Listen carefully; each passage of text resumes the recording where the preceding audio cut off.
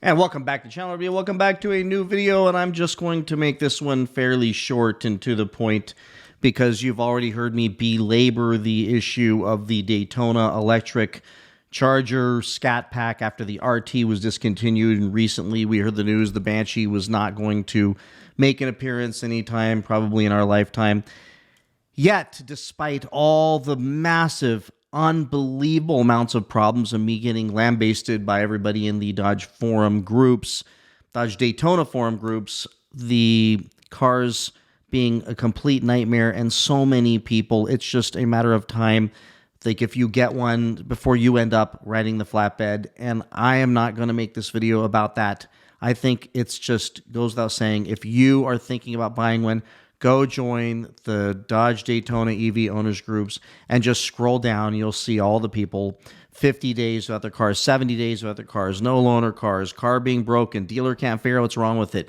My buddy Quincy and I text every single day. He had a small fender bender. We did a full video on this, and after that, boom, they blame the accident on the reason the car has been out of his possession for months now, and so many others that I've actually interviewed on my channel that shared the entire story that they're going through, which is utterly insane, that the only reason they made the decision to buy the thing was because the payments were $250, $350, really cheap. But now with the EV credits being gone, you can't get the $7,500 credit.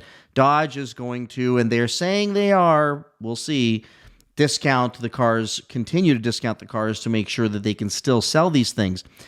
But the problem is they are so far down the line in delivering more of these things, more of these Scat packs to the market, that now we found out that they're coming. Check this out. Here they are.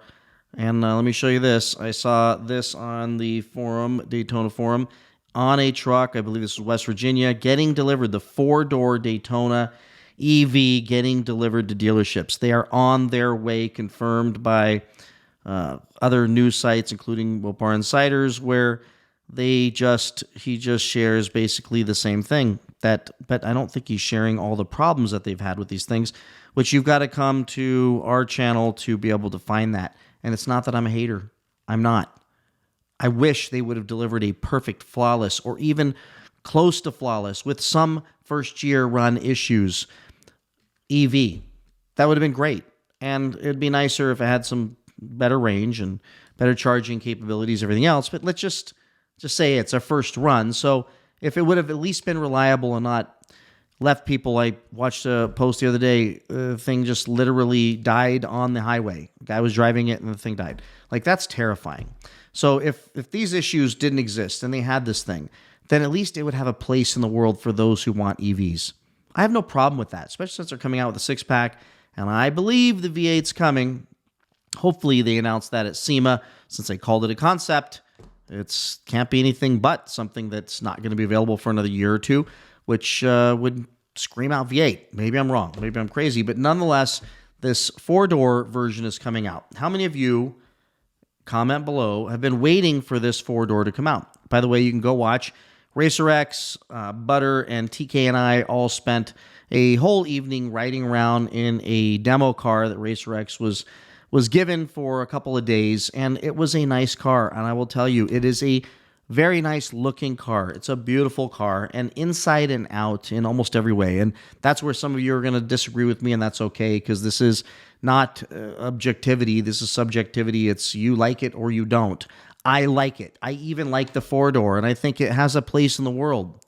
And no question, when the six-pack comes out, even in, let's just call it the RT, the smaller, 490 horsepower version with a four-door, I believe that's going to be a freaking hell of a killer car if you're looking for something for your family that's got some punch to it, that looks cool and has a nice updated interior and styling to it. So here we are.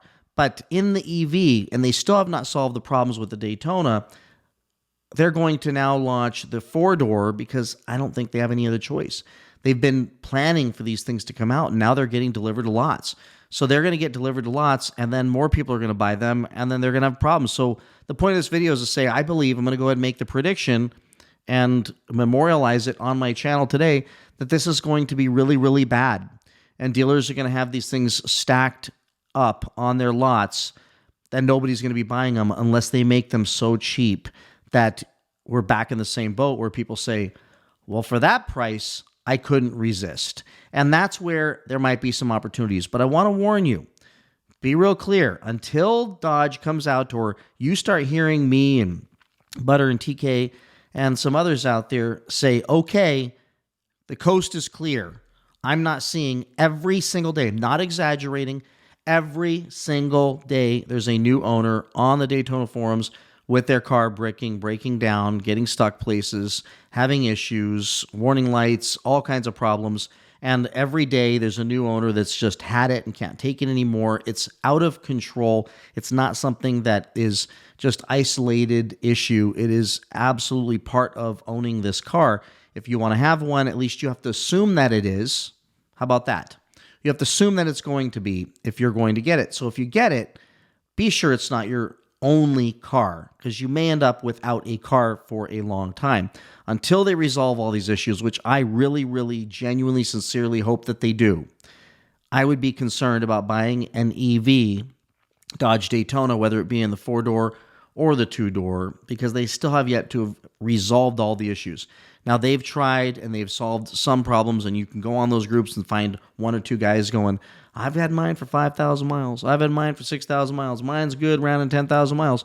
That's cool, but that may not be you. So be prepared for that. That could be a real reality.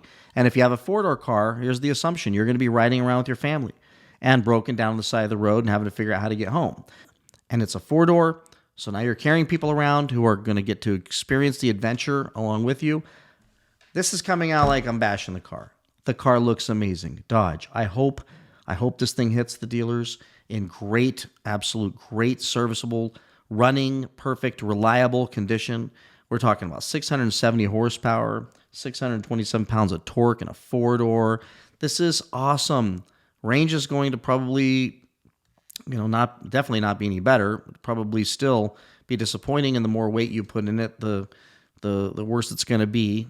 But here we are, 61,000 sticker, but you've got, with options, 69,780 plus $2,000 in destination charges, taking it solidly over $70,000. He's got a sticker here that shows 69,780 for the Dodge Daytona Scat Pack track package in the 4-door version right here, and base model at 61,000. I'm going to predict, and I know I'll be right, that they're going to discount these things to an extreme low. And despite not having the tax credits for the EVs, you're still going to be able to get these things for very cheap, because I don't believe anybody's going to be lining up to buy them unless they are very, very cheap. But just know, for that price, you may be buying a whole new level of adventure and be making new friends that drive tow trucks. My experience, a lot of really nice guys I've met in tow trucks. So what the hell, bring some snacks, make some friends, and make sure you have an extra car. So with that, everybody, let me know, are you going to run out and buy this 4-door Daytona Scat Pack as it hits the lots, like now, like literally hitting the lots?